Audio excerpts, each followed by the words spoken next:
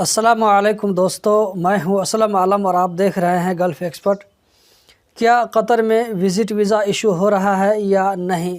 दोस्तों, आज की वीडियो में हम इसी के बारे में बातचीत करने वाले हैं। लेकिन आगे बढ़ने से पहले मैं हमेशा की तरह आप लोगों से रिक्वेस्ट करना चाहूँगा कि अगर आप इस चैनल पर नए आए हैं तो इस चैनल को सब्सक्राइब कर लें और साथ में बेल बटन को भी ऑन कर लें, ताकि आपको आइंदा आने वाली वीडियो की नोटिफिकेशन मिल सके।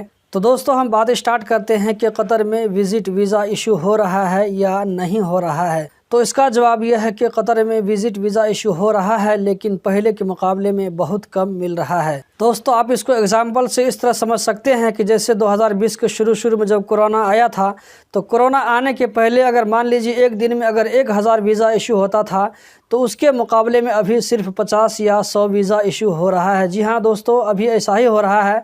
तो आप लोगों में से बहुत सारे दोस्तों ने फैमिली वीज़ा एप्लीकेशन के लिए, विज़िट वीज़ा एप्लीकेशन के लिए अप्लाई किया होगा। तो आप लोगों का रिज़ल्ट क्या रहा, आप लोगों को अप्रूवल मिला या नहीं मिला, या अभी तक पेंडिंग में है या रिजेक्ट हो गया, तो ज़रूर बताइएगा। ऐसा नहीं है कि बिल्कुल ही विज़िट वीज़ा बंद है, ऐसा बिल्कुल भी नहीं है, बल्कि थोड़ा थोड़ा मिल रहा है और बहुत ही कम मिल रहा है।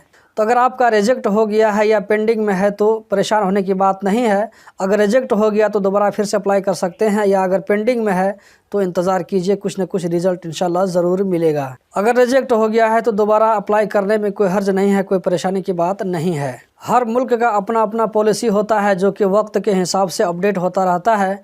नॉर्मल दिनों में वो जो है नॉर्मल होता है, लेकिन इस वक्त कोरोना की वजह से सारी दुनिया परेशान है, तो इसमें जाहिर सी बात है कुछ न कुछ आपको भी परेशानी का सामना करना पड़ सकता है। तो दोस्तों, यही थी आज की वीडियो। उम्मीद करता हूँ ज़रूर पसंद आई होगी। कतर से रिलेटेड इसी तरह की छोटी बड़ी जानकारी हासिल करते रहने के लिए इस चैनल को सब्सक्राइब करें, वीडियो को ज़रूर लाइक करें। वीडियो देखने का बहुत बहुत शुक्रिया।